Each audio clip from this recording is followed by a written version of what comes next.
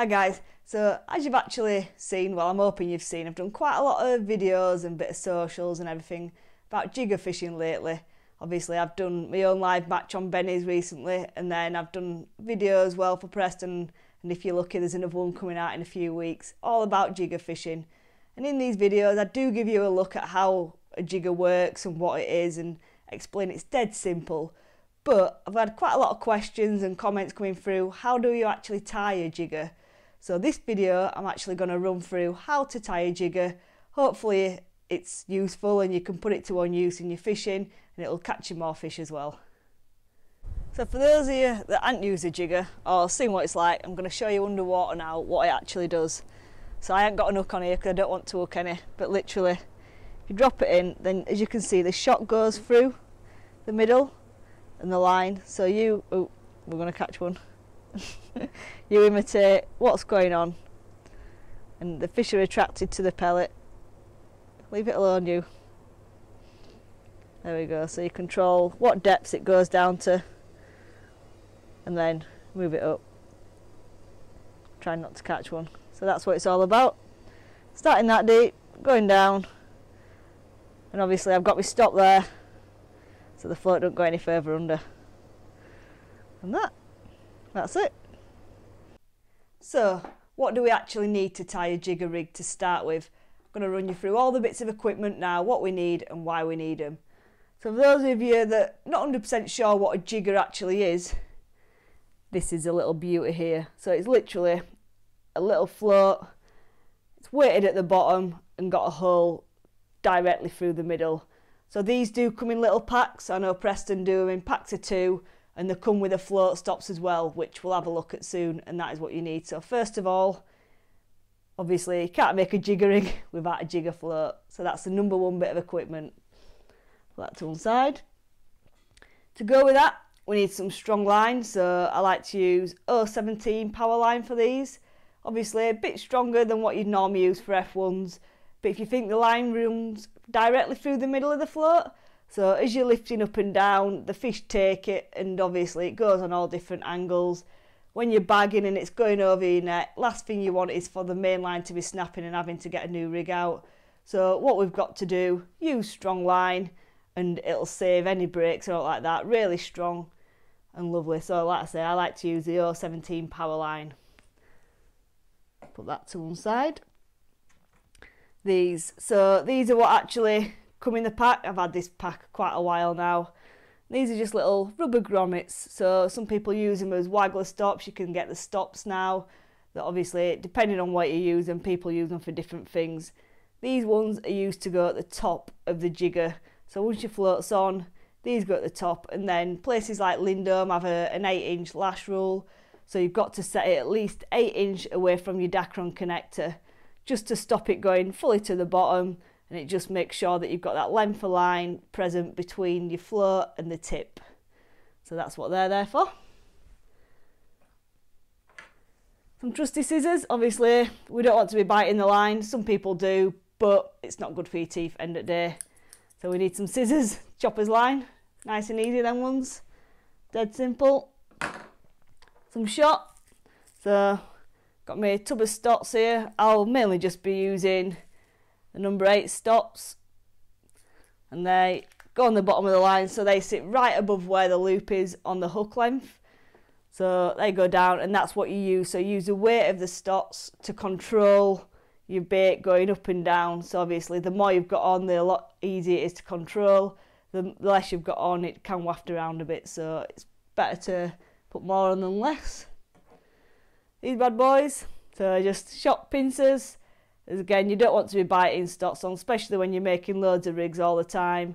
Not good for your teeth, so I like to use, you can probably see I've been through war these, I've had them years. Nice little pair of shot pliers, just pinch them on, and as easy as that. A trusty loop tire, so obviously a few people use them, some don't. I've got loads of these, to be fair. I carry them around everywhere because I won't be without one. All my loops are tied with a loop tire, apart from the ones that I put onto my Dacrons, but yeah, won't be without one. If you haven't used one, make sure you do. Best things ever they are, won't be without one. And then obviously to store your jigger, I do like to store mine straight onto the top kit, just because it keeps the line nice and straight and don't have any kinks in it. So when you are running the float up and down the length of the line, it's a lot nicer when it's been stored straight onto the top kit. Kept it nice and straight, you've got no issues. If you haven't got that privilege to be able to store them on the top kits, obviously just store it on a winder. Just don't put it on too tight. By that I mean obviously you've got the adjusters on the side. Just make sure your loop's just over and don't pull them too tight around, just because if it does kink the line a little bit, it don't run as smoothly through the middle. So you can store them on winders, there's no issues. My preference is a top kit, but obviously there's only so many top kits you can store them on, so I have actually got some on winders as well. Just make sure you don't pull them too tight and it'll keep them kinks out of your line. So that is all the equipment we need to make the rig. So now let's get on to actually making it. So as you've seen, I've got my 017 power line and my jigger. So the line, not sure how well you can see that, passes through the middle of the float. So there you go, you can see that's floating now on there. So that is on there fixed. Then what I like to do is put my shot on next. So just be careful when putting shot on. Obviously some venues let you overshot, some don't, so make sure that you don't put too many on to sink the float if you're not loud. So I know Lindome doesn't allow that, so I'm going to put say 5 on here.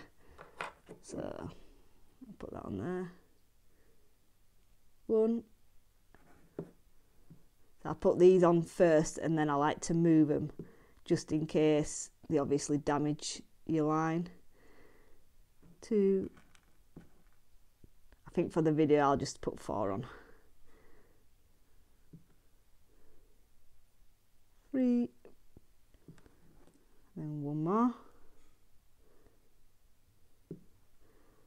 To be fair, I might as well just make it properly. What's 1 stop?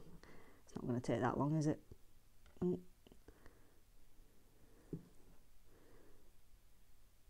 5. So as you can see there, I've got my 5 lovely stots, and what I do now is I pull them all up. So I do this with all the shot that I put on. I don't like to leave it on the line where I've crimped it, just in case it's nicked it. More with shot than actual stots. But you see there, they're all pulled up tight, out of the way. And what I'll do now is tie my loop. So here comes the old trusty loop tire. In there, couple of spins. In, so I like to wet it. Pull it round, off it comes, and look at that for a perfect loop. Don't know if you can see that very well, but on there is a loop, and then I just trim off right to the end with my scissors. So there I've got my loop and my shot, and now I'll just slide my shot back down onto the loop. So there we go, and now the float should sit like that. Perfect. I don't know if you can see that. Now what we've got to do is make the desired length. So I like to do these say 2 or 3 foot. So do it 2 foot or so. Then cut off your line at the top. And then this is when I add my float stop. So just move all them bits out of the way. Get the float stop. Open up the bit of wire.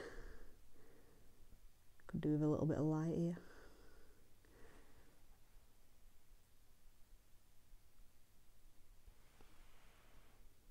There we go. Slide the line through and then bring up the float stop. So pull that onto your line. There we go. So as you see, that's on the line now. So if I slide the float all the way down, that'll stop. So it can go no higher than that. So obviously that has to be set at least 8 inches away, which I'll check it on the day anyway because I've got a measure on my side tray. But I'll pull it down a little bit further just for now. And then what I like to do is just tie a loop in the end. So what I do now is tie a loop. So go around a couple of times, like that. Wet it again.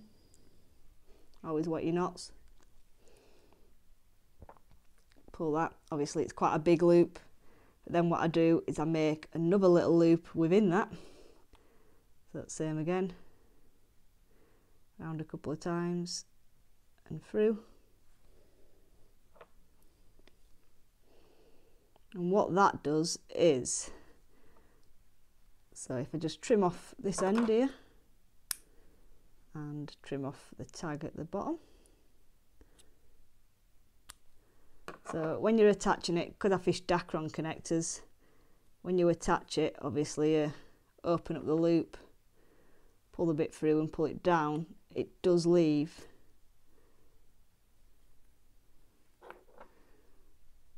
that little tag there. It's not going to be the best thing to demonstrate. I know what I'll do it on. The loop tire. So when you pull it down over that, don't know if you can see that, but it's actually got a little tag there. So I know a lot of people don't do that extra tag and it takes ages to get on and off. So literally all I've got to do now is pull that little bit of line. You can get it off your Dacron really easy. So it's another little tip there. But yeah, that's it. And then literally I'm going to store this on my rig winder. So just on the loop. There we are. Put that on there. And like I say, don't wind it on. There's fire shot everywhere. Too hard. There's the float stop. And then I aren't pulling that too tight. There we go, around there. And that's it. Jigger made. All it needs now is a hook length. Put it on your top kit and away you go.